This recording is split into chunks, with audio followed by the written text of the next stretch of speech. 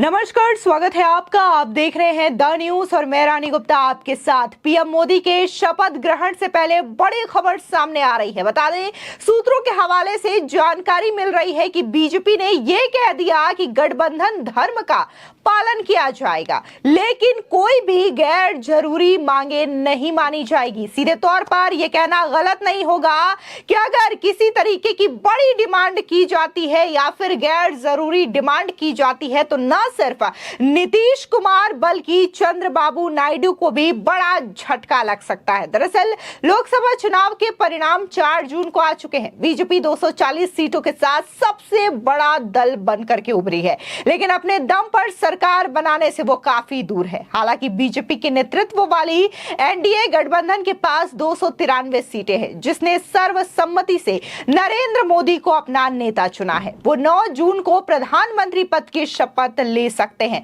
सरकार गठन से पहले मंत्रिमंडल को लेकर के चर्चा तेज है, खासकर एनडीए के सहयोगी जेडीयू को लेकर के। बता दें, सूत्रों के हवाले से जानकारी मिल रही है कि नीतीश कुमार केंद्र में अपने 3 मंत्री चाह रहे हैं, जबकि चंद्रबाबू नायडू की डिमांड 5 मंत्रियों की है। इसके अलावा दोनों की ओर से अपने अपने राज्य के लिए विशेष राज्य का दर्जा देने की भी मांग है। ऐसे में अगर बीजेपी ने यह बयान दिया तो नीतीश और चंद्रबाबू नायडू को अपनी कई मांगों को सीमित करना पड़ेगा। आपको बता दें कि इस वक्त किंग मेकर की भूमिका में भले ही नीतीश कुमार हो, लेकिन वो अकेले इंडी गठबंधन को भी सरकार में नहीं ला सकते हैं। इसके अलावा अब एक नए अपडेट में जानकारी मिली है कि 7 निर्दलीय सांसदों ने एनडीए को अपना समर्थन पत्र सौंप दिया है। इसका मतलब है कि एनडीए का आंकड़ा अब 300 सीटों तक पहुंच गया है। ऐसे में कई सारी छोटी बड़ी पार्टियां ऐसी हैं जिन्होंने हामी भरी है कि वो एनडीए को अपना समर्थन देंगे, यानी कि ये जो आंकड़ा है वो 303 तक पहुंच चुका है। ऐसे में ये है कि अब नीतीश और चंद्रबाबू नायडू की क्या मांग होती है। हालांकि आपको ये बता दें कि एक सूत्र के हवाले से ये भी जानकारी मिली है कि जो जेडीयू के करीबी नेता हैं, केसी त्यागी और इसके अलावा और भी कई नेता हैं, उनका ये कहना है कि वो बिना किसी शर्त के एनडीए को समर्थन दे रही है। सूत्रों से पता चला है कि 7 निर्दलीय सांसदों ने बीजेपी को अपना समर्थन देने का ऐलान किया है। वहीं 3 छोटी पार्टियों के सांसद ने भी बीजेपी को अपना समर्थन देने की हामी भर दी है। इस तरह कुल 10 और सांसदों का बीजेपी को समर्थन मिल गया है। इन 10 सांसदों के समर्थन से एनडीए गठबंधन के सांसदों की संख्या 303 पहुंच गई है। सूत्रों से पता चला है कि एनडीए की 7 जून को होने वाली बैठक में ये सभी अपना समर्थन पत्र सौंप सकते हैं। एनडीए के घटक दलों की बैठक के बाद कार्यवाहक प्रधानमंत्री नरेंद्र मोदी एक बार फिर से राष्ट्रपति से मिलकर सरकार बनाने का दावा पेश करेंगे। वहीं दूसरी ओर अगर देखा जाए तो लगातार जिस तरीके से डिमांड दिन ब दिन बदलती हुई नजर आ रही है। अभी हाल ही में एनडीए का ये कहना था कि वो अब जो है प्रधानमंत्री मोदी को अपना नेता चुन रही है, एनडीए का नेता चुन रही है, लेकिन जेडीयू के जो प्रवक्ता है केसी त्यागी, वो अचानक से बिहार को विशेष राज्य का दर्जा की मांग को लेकर के बात करते हैं। इतना ही नहीं, वो यूसीसी और अग्निवीर जैसी योजनाओं को लेकर के भी बात करते हैं। और खबर ये भी आती है कि जेडीयू जो है वो कई सारे मंत्रालयों की मांग कर रही है। आपको बता दें, सूत्रों के हवाले से खबर ये सामने आ रही है कि बीजेपी जो अहम और प्रमुख मंत्रालय है, चाहे फिर वो वित्त मंत्रालय हो, कानून मंत्रालय, इसी के साथ ही विदेश मंत्रालय और रक्षा मंत्रालय और गृह मंत्रालय जैसी अहम पोस्ट को बीजेपी अपने पास रखने वाली है। इसको लेकर के कोई समझौता नहीं होगा। ये भी बड़ी अपडेट सामने आई है। ऐसे में उत्तराखंड के सीएम पुष्कर सिंह धामी ने पीएम मोदी के नेतृत्व में पिछले 10 सालों के काम को लेकर के और बीजेपी को जो शानदार जीत उत्तराखंड समेत कई राज्यों में देखने को मिली है, उसको लेकर के अपना बयान दिया है। सुनिए उत्तराखंड के सीएम का ये बयान। पिछले 10 वर्षों में माननीय प्रधानमंत्री मोदी जी के नेतृत्व में देश के अंदर अनेक बड़े बड़े डिसीजन हुए।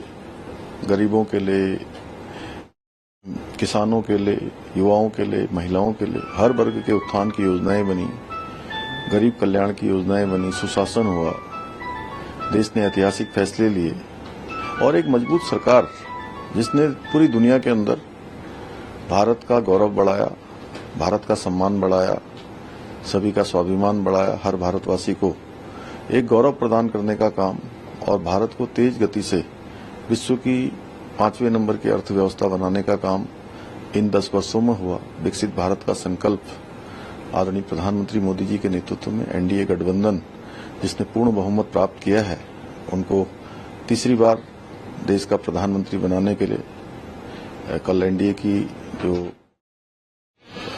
संसदीय जो एनडीए के सभी दलों के नेताओं की बैठक हुई, उसमें उनको नेता के रूप में उनको चयन हुआ है।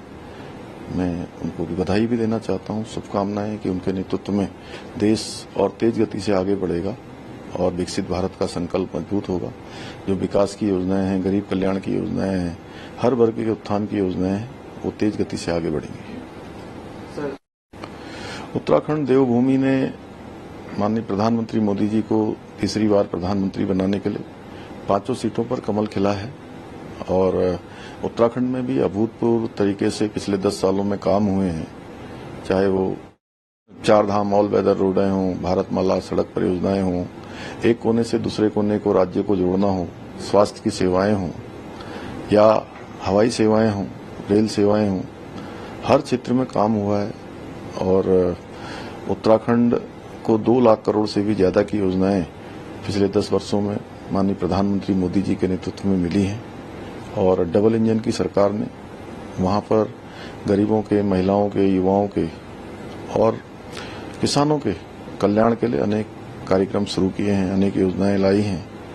हमने इन्वेस्टर ग्लोबल समिट भी किया है, जिससे नौजवान युवाओं को आने वाले निवेश उद्योग से एक बड़ा रोजगार राज्य के अंदर सर्जित होगा और प्रधानमंत्री मोदी जी के तीसरी बार बनने के बाद ये तेज गति से जो काम हमारे प्रस्तावित हैं, वो काम तेजी से धरातल पर उतरेंगे। सर, आज दिल्ली में है, आप प्रधानमंत्री जी से मुलाकात होगी। अभी हमारी पार्टी संगठन की बैठक है और उस बैठक में हम लोग प्रतिभाग करेंगे। उधर पीएम मोदी के शपथ ग्रहण से पहले तक आरजेडी की उम्मीदें खत्म नहीं होने वाली है। बता दें कि आरजेडी नेता मृत्युंजय तिवारी ने कहा है कि शपथ ग्रहण से पहले तक बहुत कुछ खेल हो सकता है। इस सरकार में जेडीयू की भूमिका होने जा रही है। जेडीयू के ऊपर देश की नजर है। अग्निवीर योजना, बिहार को विशेष राज्य का दर्जा, जाति जनगणना, ये सारी चीजें जेडीयू को करानी चाहिए। बिहार के हाथ में ही केंद्र की सत्ता का रिमोट होगा। नीतीश कुमार किंग मेकर की भूमिका में होंगे। जो विवादित मुद्दे हैं, बीजेपी के एजेंडे पर काम ना हो, देश हित में काम हो, देश संविधान से चले, इसका ख्याल ध्यान तो चंद्रबाबू नायडू और नीतीश कुमार को रखना चाहिए। साथ ही उन्होंने आगे ये भी कहा कि अयोध्या की सीट बीजेपी हार गई। बनारस में प्रधानमंत्री का मार्जिन कम होना बड़ा संदेश दे रहा है। बीजेपी ने रामराज लाने की बात कही, जनता दुखी हुई, जनता की अदालत में काम करना पड़ेगा। बुलडोजर उल्टा चल गया और बीजेपी बहुमत से चूक गई। एनडीए सरकार की नैया डगमगाती रहेगी। इसकी पतवार चंद्रबाबू नायडू और नीतीश कुमार के हाथ में है। आगे आगे देखिए होता क्या है। अभी बहुत खेल बाकी है। अभी बहुत सारी संभावनाओं के द्वार खुले हैं। एनडीए के पास अभी पर्याप्त संख्या बल है। इंडिया अलायंस के लोग अपनी तरफ से प्रयास कर रहे हैं। शपथ ग्रहण से पहले तक बहुत कुछ खेल हो सकता है। आपको बता दें, खबर ये सामने आ रही है कि 9 जून को प्रधानमंत्री मोदी शपथ ग्रहण कर सकते हैं। ऐसे में इससे पहले ही कई सारी कवायद लगातार देखने को मिल रही है। उधर जिस तरीके से इंडिया अलायंस ने कल मीटिंग की, उसके बाद कांग्रेस अध्यक्ष मल्लिकार्जुन खड़गे ने साफ तौर से यह संकेत दिया है कि फिलहाल वो सरकार बनाने का प्रस्ताव पेश नहीं करने वाले हैं। जो संभावित घटनाएं अभी चल रही है उस पर नजर बनाए रखे हैं, उसी के बाद ही वो कोई फैसला लेंगे या फिर किसी तरीके के विचार को लेकर के सोचने का प्रयास करेंगे। लेकिन जिस तरीके से जेडीयू के ये जो मांगे हैं उसको लेकर के बीजेपी की ओर से क्लियर मैसेज सामने आ रहा है कि किसी भी तरीके की गैर जरूरी मांगों को बीजेपी नहीं मानने वाली, क्योंकि उन्हें और भी दलों के नेताओं को साथ लेकर के चलना है। जो गठबंधन का नियम होता है, जो गठबंधन का धर्म होता है, उसके आधार पर ही बीजेपी इसका पालन करेगी और उसी के आधार पर एनडीए के तमाम दलों को साथ लेकर के चलने की कोशिश करेगी।